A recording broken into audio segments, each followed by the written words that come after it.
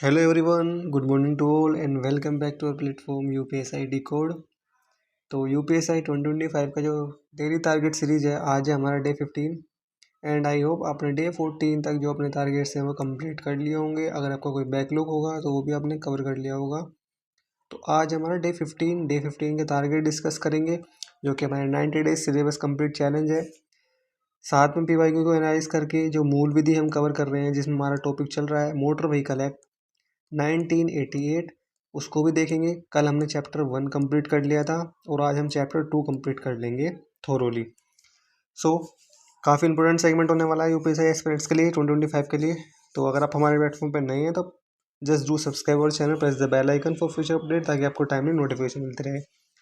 Lecture की PDF plus extra content PDF आपको हमारे टेलीग्राम चैनल में मिल जाती है। टेलीग्राम चैनल का जो लिंक है वो वीडियो को डिस्क्रिप्शन में मिल जाएगा। अगर आप डायरेक्टली भी सर्च करेंगे @UPSI Decode तो आप डायरेक्टली भी कनेक्ट कर सकते हैं हमारे साथ। वहाँ पे आपको रेस्ट इन्फॉर्मेशन भी प्रोवाइड की जाती है टाइमली। तो टेलीग्राम चैनल जरूर ज्वाइन करें। एंड जो हमारे डे 15 का टारगेट है वो डिस्कस करने से पहले मूल विधि का जो सेशन स्टार्ट किया है, जिसमें हमारा टॉपिक मोटर व्हीकल एक्ट चल रहा है, इसका जो नेक्स्ट पार्ट है या नेक्स्ट चैप्टर में बोलूँ, चैप्टर 2, ठीक है, वो हम आज कवर करेंगे। तो चलिए स्टार्ट करते हैं आज का important segment.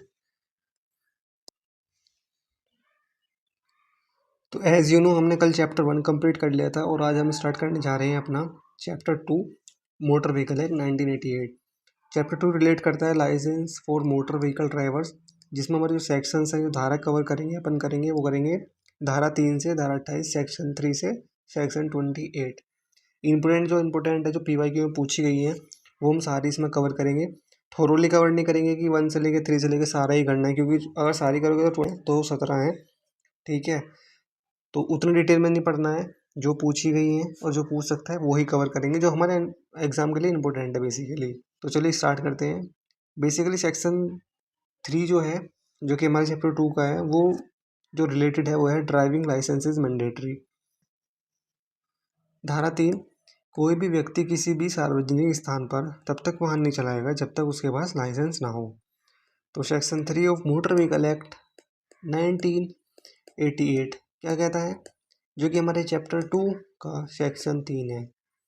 Section 3, no person share vehicle in any public place unless he holds a licence. तो बिना लाइसेंस के पब्लिक प्लेस पे कोई भी लाइसेंस के बिना जो है ड्राइविंग नहीं कर सकता, कोई भी वाहन नहीं चला सकता।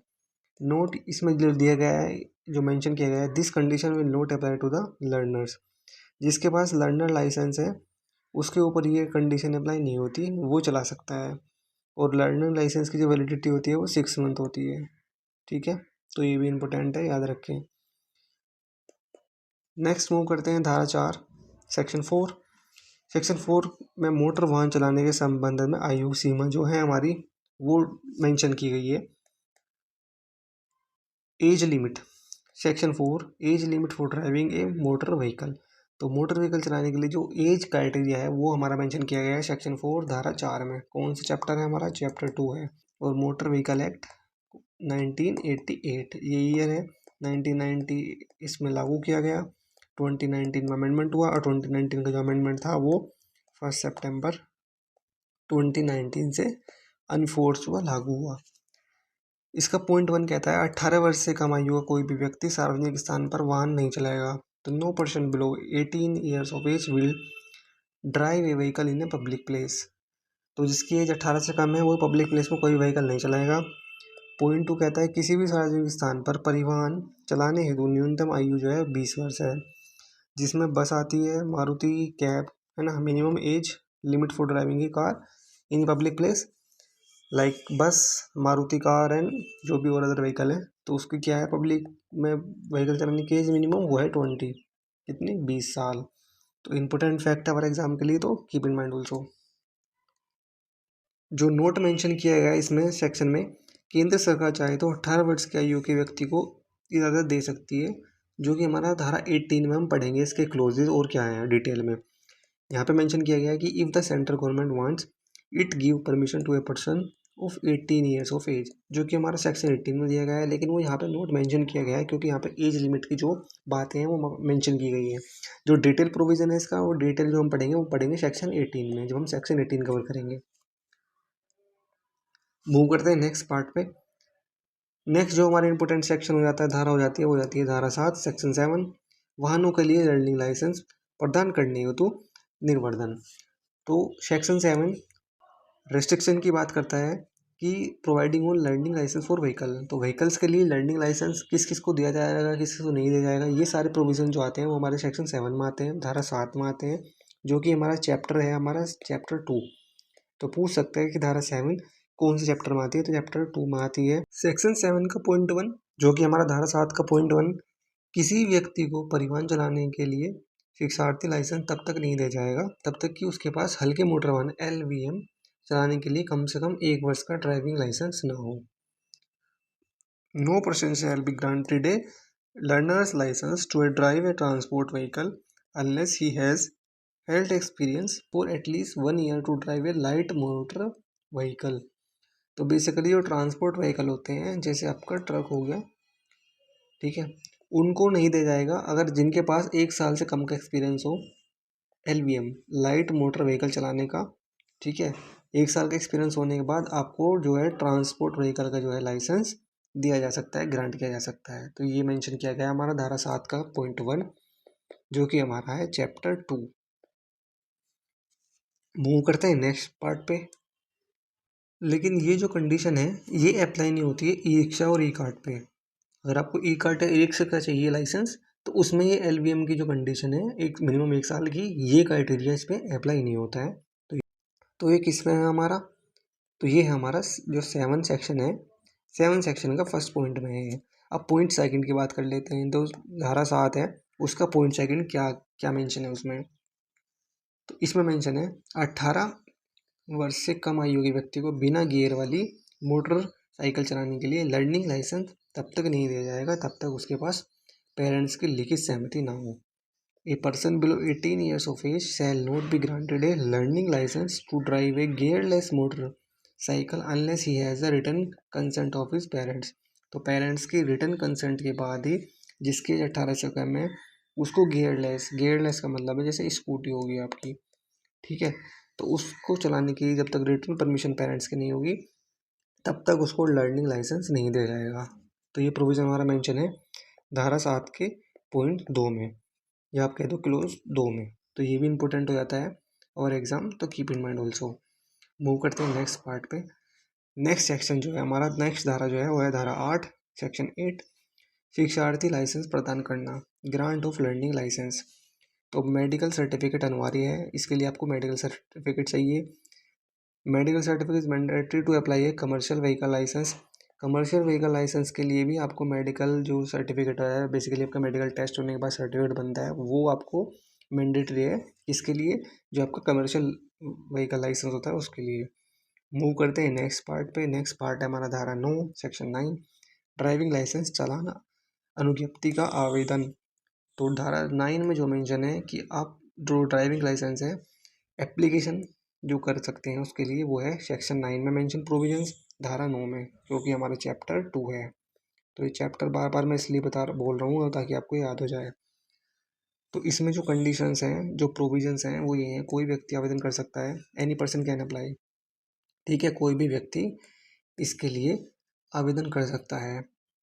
इसमें क्या है, where he resides does business, जहाँ वह निवास या व्यवसाय करता हो, जहाँ वो काम करता हो, जॉब करता हो, रहता हो, ठीक है, वहाँ पे उसके जो पास होता है बेसिकली RT ऑफिस वहाँ पे। And where he is learning to drive a motor vehicle, जहाँ से मोटर चलाने की शिक्षा प्राप्त कर रहा है वहाँ पे भी वो वहाँ से भी अप्लाई कर सकता है। तो ये सारे प्रोविज़न जो हैं application of driving licence DL के लिए, सारे प्रोविजन हमारे जो मेंशन है वो है सेक्शन 9 धारा 9 में, जो कि हमारा मोटर व्हीकल एक्ट 1988, ठीक है। मूव करते हैं नेक्स्ट पॉइंट पे। तो हमारा धारा 9 का जो क्लोज 3 है वो है हमारा सेक्शन 9 का क्लोज 3। तो धारा 3 का क्लोज 3 क्या कहता है, आवेदक परीक्षा उत्तीर्ण कर लेगा तब उसे DL जारी किया जाएगा। तो DL will be issue to the applicant after he pass the exam. तो आपको पता है रिटन एग्ज़ाम होता है, फिर आपका ड्राइविंग टेस्ट होता है, तब आपको फिर DL इशू किया जाता है। तो ये प्रोसीजर को कम्प्लीट करेगा, पास करेगा, उसको ही DL इशू किया जाएगा। पेपर पे ये बात है, प्रैक्टिकली आपको सब रियलिटी पता है कैसे चीज़ें होती हैं, तो उसमें मेरे को ज़्यादा बताने की ज़रूरत नहीं है। नेक्स्ट मूव करते हैं सेक्शन 12 पे। तो सेक्शन 12 धारा 12 क्या कहता है, मोटर यान चलाने की शिक्षा देने वाले विद्यालय हैं। जो आपने ड्राइविंग स्कूल देखे होंगे, ठीक है। तो जो driving schools apart driving education, उनसे रिलेटेड जो प्रोविजंस हैं, उनकी जो एलिजिबिलिटी है, क्राइटेरिया है, वो सब मेंशन है हमारा धारा 12 में, सेक्शन 12 में। मूव करते हैं नेक्स्ट पार्ट पे अपने। तो नेक्स्ट जो हमारी धारा है या सेक्शन है वो है सेक्शन 13 धारा 13। तो बेसिकली धारा 13 में लिखा हुआ है कि लर्निंग लाइसेंस या डीएल हावी होगा। तो section 13 of our motor vehicle act 1988, learning licence और डीएल विल बी इफेक्टिव। कैसे इफेक्टिव होगा, कैसे प्रभावी होगा, वो सारे प्रोविजन जो है हमारे वो हैं धारा 13 में, सेक्शन 13 में, जो कि हमारा चैप्टर 2 है इसका, मोटर व्हीकल एक्ट। मूव करते हैं नेक्स्ट सेक्शन पे। नेक्स्ट धारा है हमारी 14 धारा 14, लाइसेंस की वैलिडिटी। लाइसेंस की वैधता के जो प्रोविजंस हैं मेंशन है हमारे धारा 14 में, section 14 of over motor vehicle act. पहला पॉइंट है इसमें, लर्निंग लाइसेंस जो वैलिडिटी होगी वो होगी 6 मंथ। तो 6 महीने की वैलिडिटी होती है आपकी जो लर्निंग लाइसेंस होता है। मूव करते हैं नेक्स्ट पॉइंट पे। जो हमारा नेक्स्ट पॉइंट मेंशन है इसमें वो है परिवहन, ट्रांसपोर्ट व्हीकल की जो लाइसेंस इशू की जाती है उसकी वैलिडिटी होती है 5 साल। डेंजरस गुड कैरियर लाइसेंस की जो वैलिडिटी होती है उसकी होती है 3 साल। तो जो खतरनाक वाले होते हैं उनके 3 साल, ट्रांसपोर्ट वाले की 5 साल, और जो आपका डीएल होता है ओरिजिनल उसकी होती है 20 साल। ये सब आपने मेंशन देखा होगा, आप जिसके पास डीएल होगा तो उस पर वैलिडिटी लिखी होती है। तो जिस डेट से बनता है उससे 20 साल तक वैलिड होता है, फिर आपको अपडेट कराना होता है।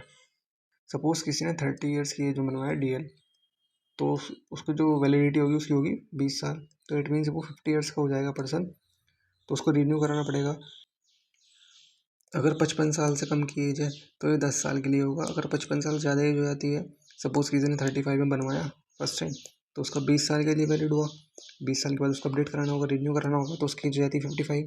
तो 55 की जब रिन्यू कराने जाएगा ना, तो जो नेक्स्ट रिन्यूअल होगा वो 10 ईयर्स के लिए होगा, ठीक है। सपोज़ किसी ने बनवाया 38 में, ठीक है, तो उसने जब 38 में बनवाया तो उसको जो वैलिडिटी होगी 20 साल की होगी 58 में। तो उसका जो रिन्यू होगा ना फिर बाद में, 5 साल के लिए ही होगा सिर्फ, क्योंकि वो 55 प्लस हो गया है। तो 55 प्लस के लिए 5 साल होता है रिन्यू। और जिसकी एज 55 ईयर से कम होती है उसके लिए जो रिन्यूअल होता है ना वो 10 ईयर्स का होता है। 55 से ज़्यादा के लिए 5 साल का होता है। तो ये भी पूछ सकते हैं, आपका डीएल में प्रोसीजर है ये। एंड नॉर्मल जो फर्स्ट टाइम बनता है वो 20 साल के लिए बनता है। तो 20, 10 और 5, इसमें 55 अगर से कम है तो 10 साल के लिए, अगर 55 से ज़्यादा है तो फिर 5 साल के लिए होगा, ठीक है।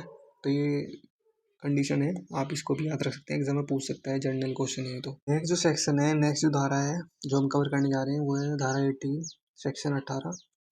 सच authority as prescribe the central government may issue DL to a person age 18 plus years to drive a motor vehicle throughout India. अधिकारी केंद्र सरकार द्वारा विहित 18 प्लस, ठीक है, वर्ष व्यक्ति को डीएल जारी कर सकता है संपूर्ण भारत में मोटर वाहन चलाने के लिए। तो ये सारा प्रोविज़न जो मेंशन है वो हमारा 18 में है, धारा 18 में है। इसमें जो पॉइंट मेंशन किए गए वो भी देख लेते हैं। Vehicle such are the property of the central government और are under its control and for official purpose related to the defence of the country and are not related to any commercial business. तो जो भी जैसे army वाले होते हैं ना, उसको उन पे ये चीज़ अप्लाई नहीं होती है। सेंट्रल गवर्नमेंट के अंडर जो आती है, सपोज व्हीकल आता है वो, उसके अपने डिफेंस की जो व्हीकल हैं वो, जो कि कमर्शियल बिजनेस से रिलेटेड नहीं है, वो सारे प्रोविजंस वो सारे इसमें मेंशन किए गए हैं, उन पे अप्लाई नहीं होता है। From holder DL if the licensing authority under. Next है हमारा सेक्शन 19 धारा 19, ज्ञापन प्राधिकारी डीएल धारक को सुनवाई का अवसर देने के बाद यह समाधान हो जाए कि वह आदतन अपराधी या आदतन शराबी ना हो। एक तो वो क्रिमिनल नहीं होना चाहिए, दूसरा वो ड्रंक नहीं, शराबी नहीं होना चाहिए। तो ये सारे जो प्रोविज़न मेंशन है हमारे सेक्शन 19 मेंशन है। The power of licensing authority to disqualify from holding DL if the licensing authority after giving an opportunity of hearing to the DL holder is satisfied that is a person habitual criminal और habitual drunk. अगर इन दोनों में से कोई सी भी condition लगता है उस अथॉरिटी को, ऑफिसर को, तो वो डीएल क्या कर सकता है, डिस्क्वालीफाई कर सकता है, ठीक है। तो ये सारी कंडीशन मेंशन किसमें हमारी सेक्शन 19 मोटर व्हीकल एक्ट 1988।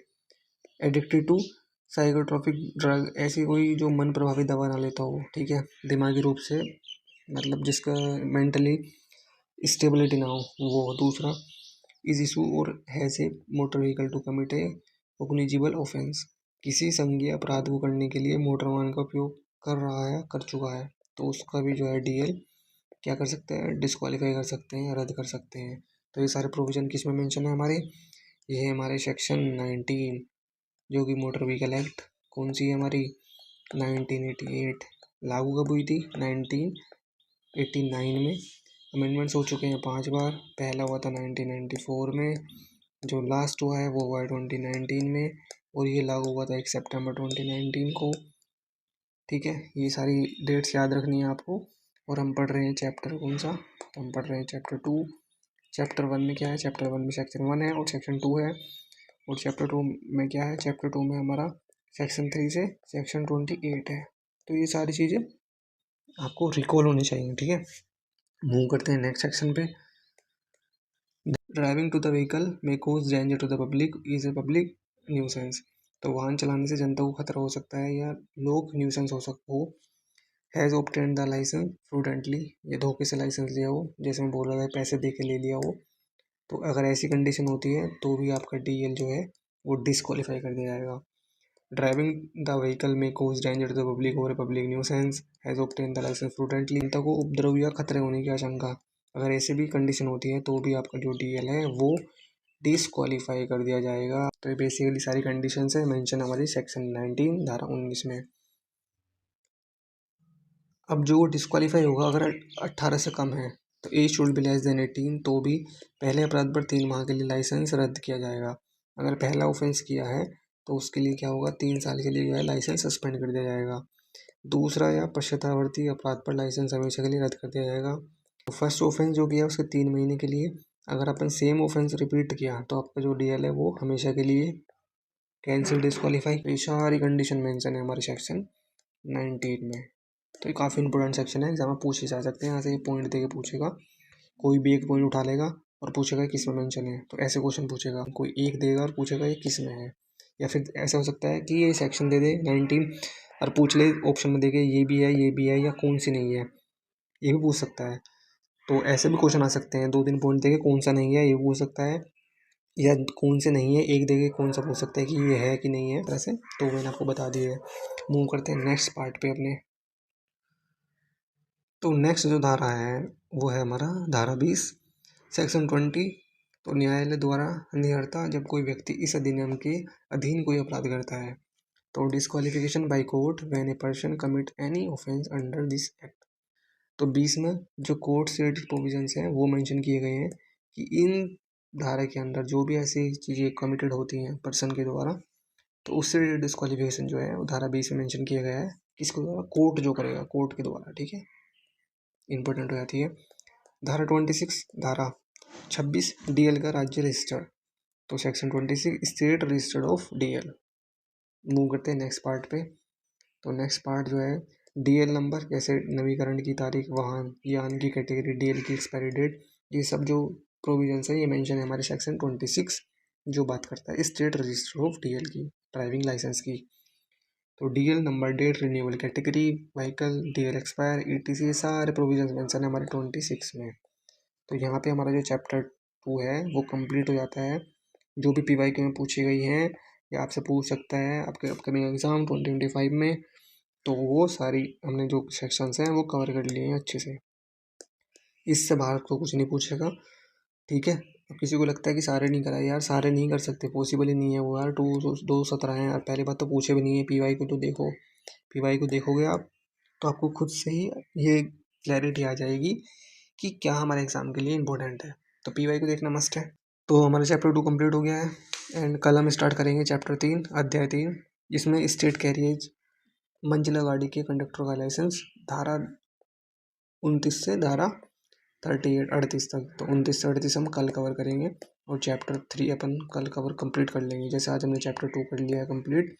अब तो छोटे छोटे चैप्टर है, जो चैप्टर 1 था वही ज़्यादा बड़ा था, क्योंकि इसमें जो सेकंड सेक्शन था ना उसके सब क्लोज काफ़ी थे, तो इसलिए सबसे लेंथी था। और इम्पोर्टेंट भी था हमारे एग्ज़ाम के लिए। तो हमने PYQ को बेस बना के जो चीज़ इंपॉर्टेंट थी, जो PYQ में पूछी गई थी, उनमें सारी कवर कर ली है। ये हमारे जो आज के टारगेट है उनकी। इस लेक्चर की PDF के लिए आपको टेलीग्राम चैनल ज्वाइन करना पड़ेगा। अगर आप डायरेक्टली भी सर्च करेंगे ना @UPSI Decode, तो भी आप कनेक्ट कर लेंगे ईजिली। बाकी लिंक चाहिए तो लिंक वीडियो में डिस्क्रिप्शन से ज्वाइन कर लीजिए।